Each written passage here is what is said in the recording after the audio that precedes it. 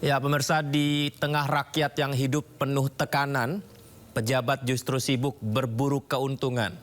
Korupsi lagi-lagi mencederai kepercayaan. Amanah rakyat seakan murah ditukar dengan godaan. Pertanyaannya pemirsa, sampai kapan negeri ini terus dihianati jabatan? Saya akan ajak Anda untuk membahasnya lebih dalam bersama narasumber istimewa kita malam hari ini.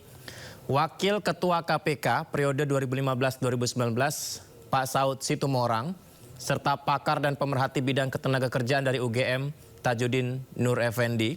Kita juga masih menanti bergabung dengan Wakil Ketua Umum Jokowi Mania, Andi Azwan. Saya sapa narasumber saya. Assalamualaikum semuanya, apa kabar? Waalaikumsalam. Waalaikumsalam. Terima kasih banyak sudah bergabung di Dialog Sindo Prime. Saya mungkin pertama terlebih dahulu kepada Pak Saud terlebih dahulu ya. Pak Saud, kalau kita bicara soal OTT, operasi tangkap tangan, tentu Anda sebagai Wakil Ketua KPK ya tahun 2015-2019. Sebelum akan dilakukan OTT, artinya apakah ini sudah ada kelengkapan bukti-bukti yang kuat sehingga menunggu momen yang tepat untuk langsung menangkap pada saat transaksional, Pak Saud? Ya, biasanya kan OTT itu dimulai dari whistleblower, pengaduan dari masyarakat ya. Whistleblower itu datang bisa dari teman-teman satu kantornya, bisa juga dari pengusahanya, orang-orang yang memiliki informasi kemudian melaporkan ke KPK, apakah itu lewat jalur resmi atau lewat email, lewat apapun, atau mengantar dokumen ke KPK. Kemudian KPK melindungi narasumbernya, mereka mendalami, mereka cross-check, cek ulang lagi, dalami lagi, sehingga dianggap memenuhi unsur. Jangan lupa tentunya itu peristiwa pidana sudah terjadi ya, sudah terjadi sebelumnya. Atas dasar itu makanya dilakukan penyelidikan. Penyelidikan juga itu tidak ada tanpa persetujuan pimpinan. Pimpinan itu selalu memutuskan apakah itu split atau itu murni 5-5-nya menyetujui, sehingga kemudian penyelidik mulai melakukan pekerjaan. Ketika itu dilakukan, makanya berikutnya adalah dilakukannya surveillance, take out, cross check, penyadapan. Jadi dua bukti itu yang sudah ada penyelidikan itu. Jadi kemudian ketika itu dilakukan penyelidikan, termasuk menghimpun segala macam yang terkait dengan pribadi yang bersangkutan, termasuk statement-statement di media, apa dia pernah ngomong apa, even itu ngomong-ngomong yang kecil-kecil, itu beberapa saat kalau nggak salah yang bersangkutan pernah ngomong juga soal bolehlah ngambil-ngambil dikit gitu, kalau nggak salah itu ada pernah ngomong. Itu yang gitu itu sebenarnya itu bendera merah itu sebenarnya. Nah, itu biasanya penyidik-penyidik itu juga paham yang begitu-gitu. Kemudian dilihat LHKPN-nya, terus kemudian ya ketika kemudian itu didalamin, ternyata peristiwa pidananya terjadi lagi. Itulah yang bentuk OTT itu. Kira-kira gitu sementara. Berarti bolehkah saya simpulkan ketika OTT dilakukan, artinya kalau bicara soal pembuktian ini akan lebih mudah karena peristiwanya sudah terjadi? Ya, jadi dua bukti yang cukup menurut yang diminta oleh KUHP itu sudah ada, kemudian ya kemudian terjadi ini lagi ya buktinya lebih dari dua lah. Ya, ada perbuatan yang bersangkutan, nanti tinggal penyelidik. Kalau dalam konstruksi awal kan sudah mulai terlihat potensi pasal yang dilanggar, pasal mana? Apakah itu kerugian negara, apakah itu pemerasan yang terkait dengan pasal 12E atau pasal yang lain, atau gratifikasi, dengan notabene tadi tuh mobil-mobil ternyata bukan satu pemilik ya, ada beberapa pemilik, tapi kita asumsikan kita nggak melihat jumlah mobil yang diambil, tetapi ada peristiwa pidana, nanti silakan penyidik mengumumkan apa-apa saja yang disita.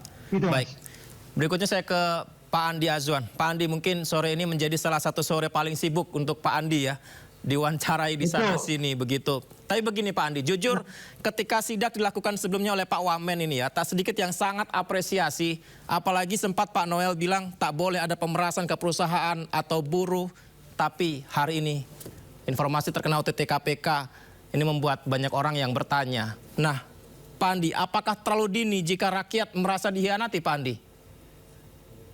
Ya, begini, pertama-tama kami memang turut prihatin bahwasanya terjadi musibah kepada Ketua Umum kami yang notabene adalah Wakil Menteri Tenaga Kerja di Kabinet Merah Putih ini. Terlepas dari kinerja-kinerja beliau yang luar biasa, bagaimana memperjuangkan hak-hak buruh yang dikatakanlah dinafikan oleh perusahaan-perusahaan nakal itu dan berhasil ya untuk itu, dan juga mendapatkan penilaian yang sangat cukup memuaskan, yang luar biasa menurut saya oleh Pak Presiden sendiri. Dan terlepas dari itu, kita harus kedepankan juga namanya ajas praduga tak bersalah, ya, karena biar bagaimanapun ya ini adalah negara hukum, ya, apa yang telah dilakukan oleh KPK ya kita juga berikan apresiasi yang telah menjalankan ya tugas dan fungsinya KPK itu. Dan ya kita juga melihat bagaimana keseriusan dari Presiden kita Pak Prabowo Subianto untuk memberantas korupsi itu. Walaupun korupsi itu dialami oleh dari pembantu-pembantu beliau. Beliau tidak ada pandang bulu untuk itu, dan itu kita apresiasi untuk itu.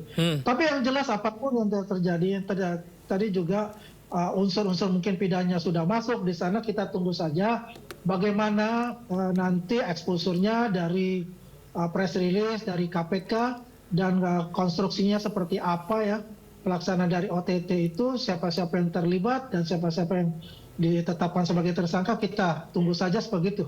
Seperti itu, Mas. Sangat dekat dengan Pak Andi Azwan tentunya ya, Bang Noel ini. Tapi begini, apakah dalam beberapa hari ini ada putusnya komunikasi atau kegiatan yang, mohon maaf, mungkinkah mencurigakan Pak Andi? Mohon maaf ya, saya beberapa ada 2 minggu saya tidak ada komunikasi dengan beliau, saya tidak mengikuti seperti apa prosesnya dengan beliau itu. Tapi yang jelas ya kami mengetahui bahwa beliau itu pekerja keras ya, dan dia tambah tandeng aling-aling lah kalau itu berbicara tentang buruh ya, tentang pekerja yang teraniaya, tentang masyarakat yang terpinggirkan, dia sangat luar biasa lah untuk itu. Begitu, Mas. Izin Pak Andi, saya bacakan beberapa komentar netizen ya. Ini karena ya sebelumnya mengapresiasi sidak yang dilakukan Pak Wamen, tapi hari ini semuanya kaget publik. Salah satunya begini, apakah soal jargon hentikan pemerasan di perusahaan buruh ini jangan-jangan malah justru menjadi kedok nutupi yang sebenarnya? Apakah ini adalah fitnah yang keji, Pak Andi? Ya, itu hak ya untuk netizen untuk berekspresi ya dengan mengatakan hal itu. Itu ya sah-sah saja untuk mengatakan itu ya. Pasti ada kekecewaan juga kepada para netizen apa yang terjadi sekarang ini.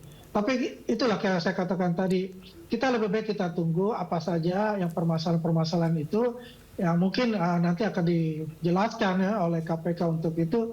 Ya kita kedepankan lagi lah yang namanya ajas praduga tak bersalah itu.